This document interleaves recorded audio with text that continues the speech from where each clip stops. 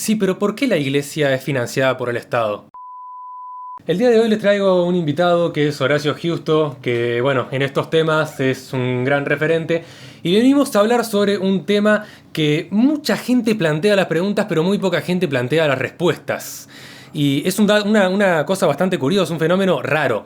Te vengo a preguntar, ¿por qué es que la iglesia es financiada por el Estado?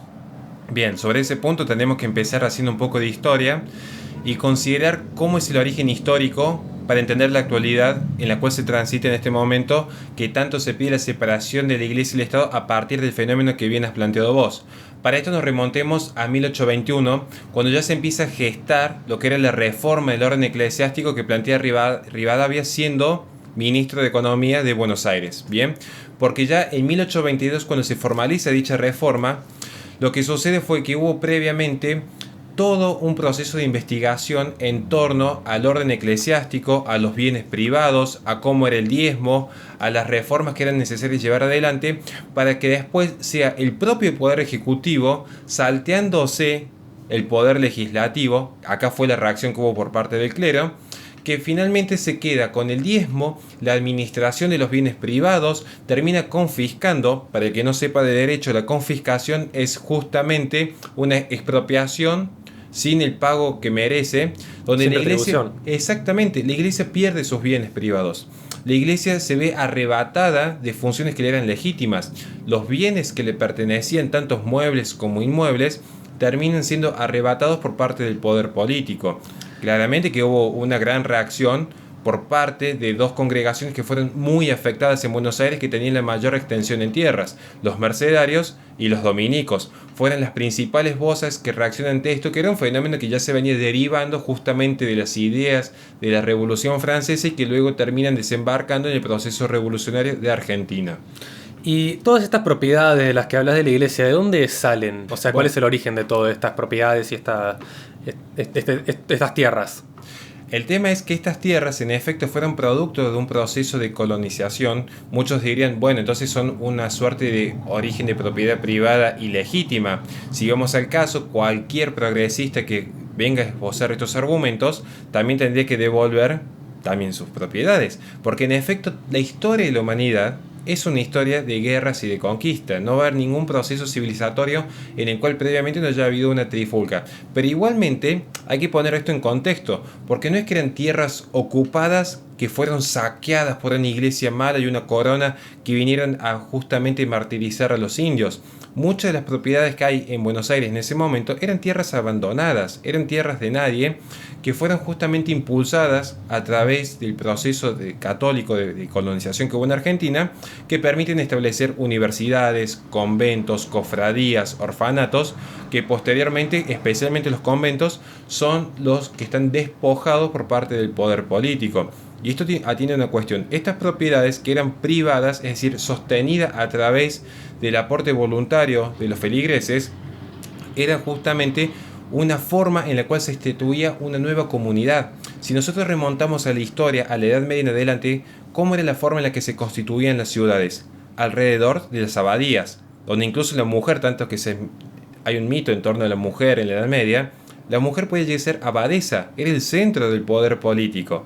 Claramente que un Estado argentino que necesitaba legitimarse a sí mismo iba a buscar quedarse con los conventos, que era un centro del poder político, para así deslegitimar al clero y de esta forma no tener ninguna resistencia a sus nuevas apetencias.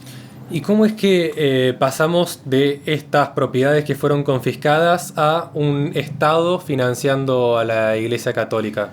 Ahí está la cuestión de fondo, porque acá hay una suerte de 30 años de negociación que hubo entre la iglesia y el poder político en búsqueda de la paz y en búsqueda de la unidad nacional, en la cual ambos sectores entendieron que, si bien no fue lo más regular del mundo lo que hizo Rivadavia, muy por el contrario, fue una confiscación abrupta para financiar una guerra en curso. Lo real es que también hubo un proceso de modernización dentro de la iglesia, entendiendo que las autoridades políticas cambian, lo importante es mantener la unidad del pueblo. Y aquí es donde aparece justamente el famoso artículo 2 tan cuestionado en la actualidad. Artículo 2 de la Constitución. Exactamente, el artículo 2 de la Constitución Nacional, que dice actualmente: el gobierno federal sostiene el culto apostólico, católico y romano. Bien, Porque esto hay que entenderlo también, y ya sé que a muchos liberales le encanta leer Alberdi, hay que leer con atención los puntos y partidas de Alberdi, las bases y puntos de partida. Porque es justamente Alberdi que sostiene que la religión de nuestros ancestros es el nexo y es el punto de convergencia para mantener el orden en la sociedad. Poco importaría hablar de economía o de cualquier proceso en el cual se respete la libertad de intercambio, la libertad de posesión de bienes, si no tenemos una sociedad medianamente regulada donde uno goce de cierta seguridad. Pero esta seguridad no va a ser solamente una seguridad jurídica impuesta desde el Estado, también hay una seguridad en cuanto al tejido social, y es aquí donde entran justamente las premisas morales que tiene la fe. De hecho, todas las civilizaciones se han construido en torno a una religión o una fe, sin excepción en este sentido. Claramente que el artículo 2, ¿a qué responde? Responde a esta idea que decían, bueno, a ver, en el pasado fue el poder político quien confisca los bienes de la iglesia. Por lo tanto, en este nuevo proceso constituyente de 1853 era necesario lograr una afinidad con la iglesia, porque recordemos que cuál era la idiosincrasia principal del pueblo argentino, la fe católica.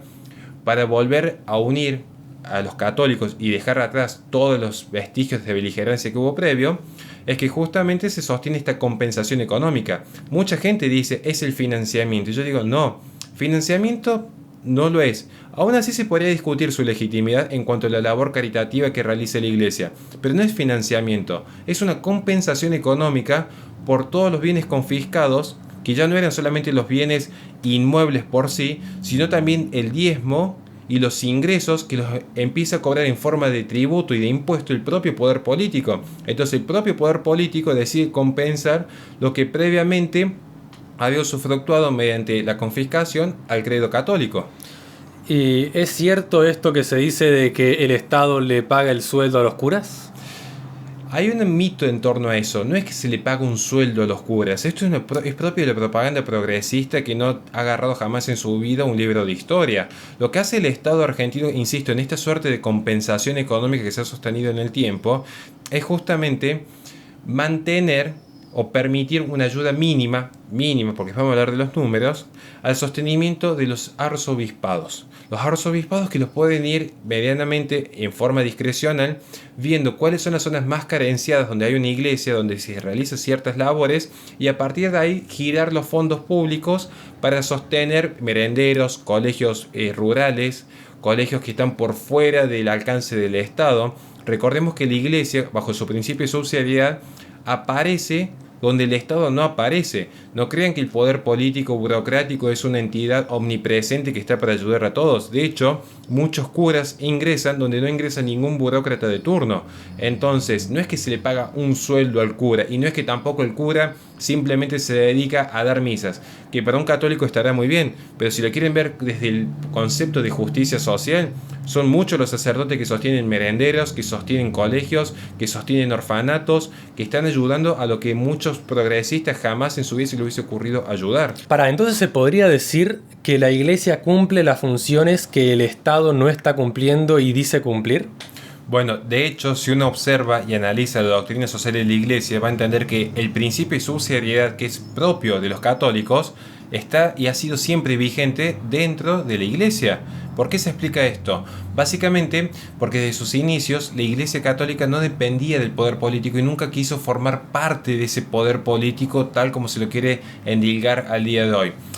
Desde la Edad Media en adelante, si uno empieza a analizar un poco algunos institutos jurídicos, va a ver que lo que nosotros conocemos como la ayuda social o la justicia social ya provenía justamente de la Iglesia Católica. Ejemplos puntuales, las cofradías, las hermandades, que eran formas de gremios libres y voluntarias en las cuales gente que tenía ciertos recursos económicos libre y voluntariamente disponía de sus fondos para ayudar a las viudas, a los carenciados, a los disválidos, a los que habían quedado huérfanos. Entonces, claramente que esta tradición, y si algo caracteriza al culto católico es la tradición, se ha seguido sosteniendo hasta el día de hoy. Uno puede ver cómo la labor comunitaria que realizan los católicos se da tanto por parte de los sacerdotes como de los laicos consagrados, que constantemente están ayudando en aquellos sectores donde el Estado no ingresa. No siempre se tiene que entender el Estado como esa entidad sobredimensionada y omnipresente, porque de hecho no son más que burócratas que que se van alternando el poder cada 4 años, cuando en realidad la fe es la que se mantiene firme y vigente a lo largo de los siglos. Y hablemos de cifras concretas.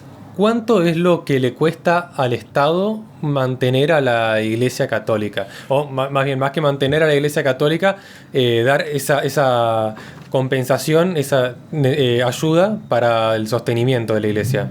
Es muy buena esa pregunta, y más si la ponemos en contexto y la comparamos con otros organismos.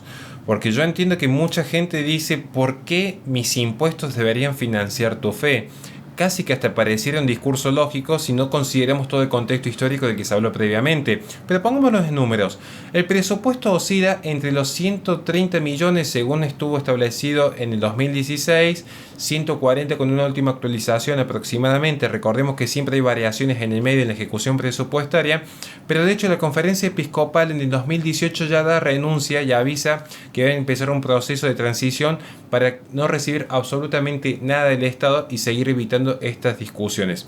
Aún así, ¿cuánto es 130 millones en un presupuesto nacional? Si uno se fija, es casi un monto ínfimo. El fondo fue una cuestión cultural, pero si lo ponemos en número, recordemos, la Iglesia es la que está ayudando a los sectores más carenciados en más de una ocasión. Pero habría que ver entonces, ya que les gusta decir a los progresistas, la Iglesia es la que censura, la Iglesia es la que persigue, ¿cuánto dinero recibe, por ejemplo, el INADI, que en efecto es la que realmente persigue al que se anima a opinar en forma disidente a los gobiernos de turno? Ahí eso yo tengo el dato acá. El INADI nos cuesta un poco más de 295 millones de pesos.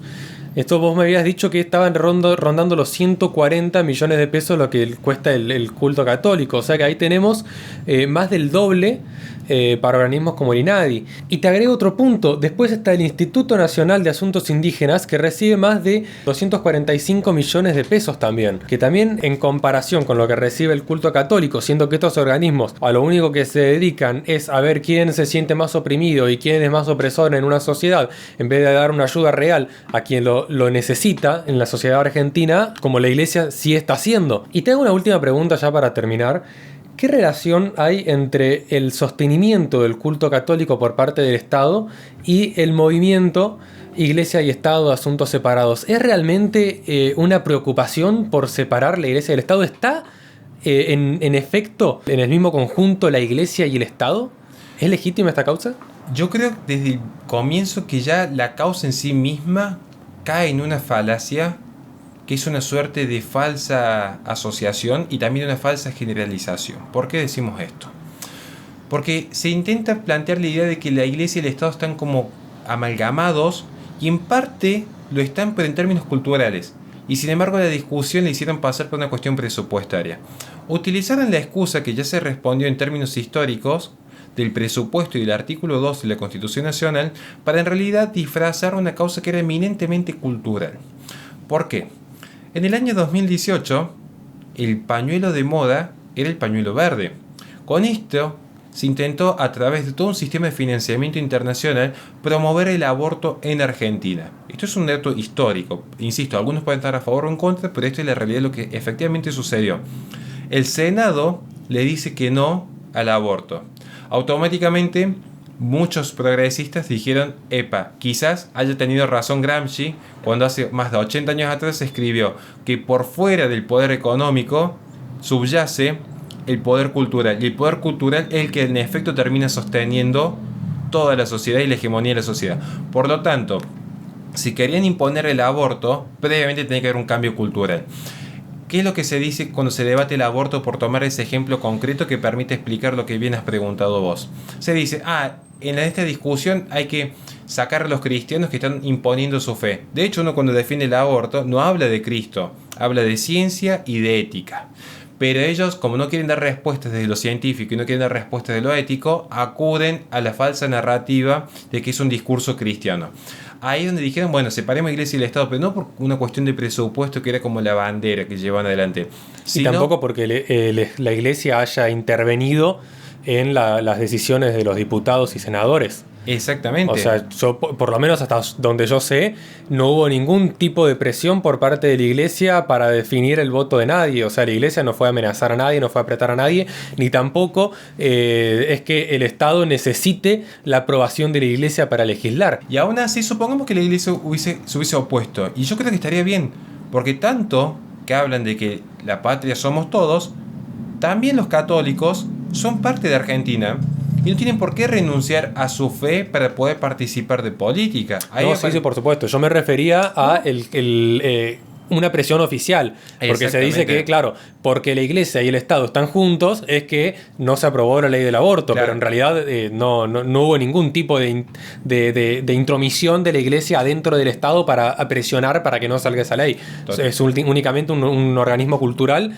que, por su moral, se opone a esto y por la moral de los diputados y senadores que votaron en este caso. Es tan bien lo que has dicho vos, y que incluso hago propias tus palabras, porque dijiste un tema clave, la moral. Como dijimos, el progresismo entendió que había un problema de fondo, que era cultural, y como bien has marcado, había un problema moral. Con la idea del pañuelo anaranjado, separemos iglesia y el Estado, lo que en realidad se buscaba era separar esa moral tradicional, esa moral que hace al credo de los católicos, para que de esa forma el campo político quedase totalmente allanado para las pretensiones de este progresismo. ¿Por qué decimos esto? ¿Cómo uno podría definir básicamente la moral del argentino? Y ya no tengo que remontar a las tradiciones. Dentro de las tradiciones tomamos los principios de Ulpiano, que eran básicos, de decir, bueno, procurar el bien y evitar el mal, lo cual ya nos separa bastante del relativismo moral de la actualidad. Vivir honestamente, que es propio de una actitud un poco más conservadora, que fueran todos los inmigrantes europeos que formaron Argentina, vivían bajo estas premisas. Teníamos la premisa del dar a cada uno lo suyo, que ya era un sistema de justicia muy equitativo, y principalmente el no dañarás. Y el no dañarás toma las premisas básicas del cristianismo. No robarás, no violarás, no mentirás, no matarás. Claramente que se iban a oponer al aborto.